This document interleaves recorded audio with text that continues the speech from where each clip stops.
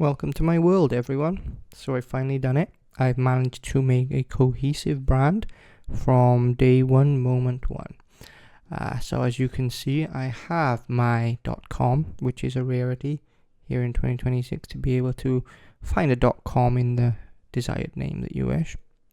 I don't think that Banshee is really taken by anything either. When you think of Banshee, nothing comes to mind specifically. So it's a space that I can sort of hope to stamp my own stamp in. And I've got my tagline, "This is not a simulation," because it's not. This is life. This is a real project. And this is something that I'm actively doing. And also the game that I'm making is not meant to be real. It is meant to be a video game, which I think video games are sorely lacking. It's going to take a lot of influence from real life, real events, real people that I've known, places that I've lived, places that I've known intimately. But it's not about any real people. It's not about a real place. It's not about real events. And I think that part of fiction is sort of misunderstood these days, and I think it's something that you can do really well in video games. So let's carry on going down, because Banshee, here we are, iconic branding. I've placed it against a white background because I believe that when you place something dark against something light, the contrast is what makes it darker. If it was all black, it wouldn't look as dark as this, in my opinion. And then here we are. I'll read this out to you all. Who am I, and what is Banshee? Well, I'm David Roberts, and for now, I am Banshee Interactive, though I hope that will change in the coming years. I'm a photographer, but Banshee has nothing to do with stills. I woke up one day after contributing over 20 articles to the world's leading Fujifilm editorials and collaborating with almost every lens manufacturer, including Carl Zeiss, feeling that it wasn't enough. Or perhaps too much? A little of both. There's a kid in all of us. The kid in me always wanted to make a video game. There was a time I had my heart set on joining Free Radical in Bristol or Ninja Theory in Cambridge. Now I have Banshee Interactive. Banshee is the scream I denied myself for 20 years. And that's the write-up for Banshee Interactive. And it is just that. My work as a photographer is simultaneously too much and not enough.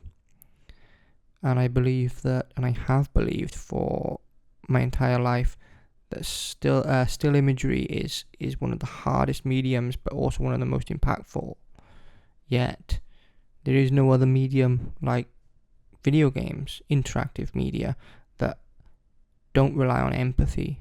They push you into someone else's shoes, put you into another world. And I don't really know anything other than video games that can do that. Like, who can remember their first time playing The Last of Us as Joel? And then that scene with his daughter. You don't have to be a father to feel that.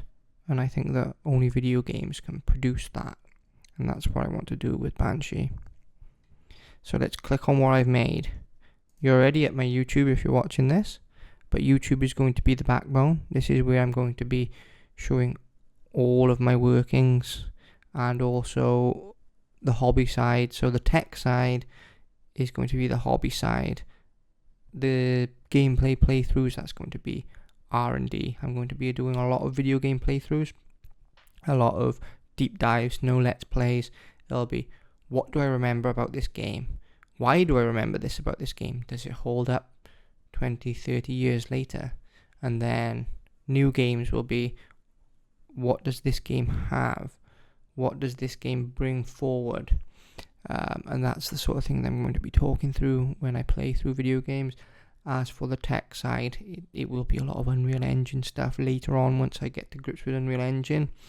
But also that part is the hobby part, the testing the keyboards, testing the game pads, testing the hardware. That's the fun part, right? That's the lifestyle part that goes hand in hand. Because this is not, I'm not doing this in the evenings or weekends. I've dedicated basically the next year to seeing how this goes. I'm under non-compete until later on this year, so I can't really do anything in stills until then anyway. And my next project with stills isn't until 2027, so I have road, I have runway, and I want to see what I can do. Like I said, I've stayed away from making video games since I was a teenager, and this is the first time I'm going to say no. Let's try it out. What else do I have? I have a Reddit, which is another place I'll be lingering quite often. I think that this is a place where I'll be asking questions, finding people, trying to anyway. This is, I suppose I'm just stealing off Larian here, aren't I? Because that's how they managed to find the people that they needed. But here we are. First thing that came up for me in r/game dev is you don't actually want to be a game developer and you should give up. And it's a sentiment that I kind of half agree with anything. You have to love it enough to deal with the nonsense, right? That's all it is. It's not, people say passion and this and that. It's like, no, you're going to come to a hurdle, you're going to come to a roadblock, you're going to come to a part which you don't like. And if you aren't in love with what you do, when you find that moment, you'll just walk away. So, I'm not going to read out his text, but what I replied was, I'm making a game, because if it stays in my head, it will kill me. And that's the truth. As long as I can make my game, then it's a victory. Other people like him seem to think that, getting a job in the industry, that's the end goal or whatever. For me, I'm not interested. I don't care what number anyone throws at me. Like, I want to make my game. I don't care about your game. No offense. But I care about my game. Certainly don't care about EA's game or Ubisoft's game. Unless they back my game. And that's going to rub a lot of people the wrong way. But that's just how it is. I'm not looking to make a little indie platformer or a roguelike or some 2D thing. No, this is something that I've been building up for 20 years. And it's sitting on top of 10 years of professional photography work that's been recognised by Taschen and Carl Zeiss. I am new to this and I'm new to YouTube, but I am not new to creation. And then finally, Instagram, which, because I'm in Thailand, I always have problems, and because I logged in on my computer in Thailand, they're saying it seems dodgy, so they won't let me log in here for some bizarre reason. I have to wait 10 days or whatever. But Instagram is this is why it's very difficult for me to build a platform, because I don't trust platforms. But I took the step anyway, made the YouTube. You're literally seeing me making content as we go along. But it's also the reason why I made sure to get the .com, because no matter what happens to YouTube, no matter what happens to Instagram, you can look at it here. I can post devlogs here. I can post reviews here. I can do whatever I want here.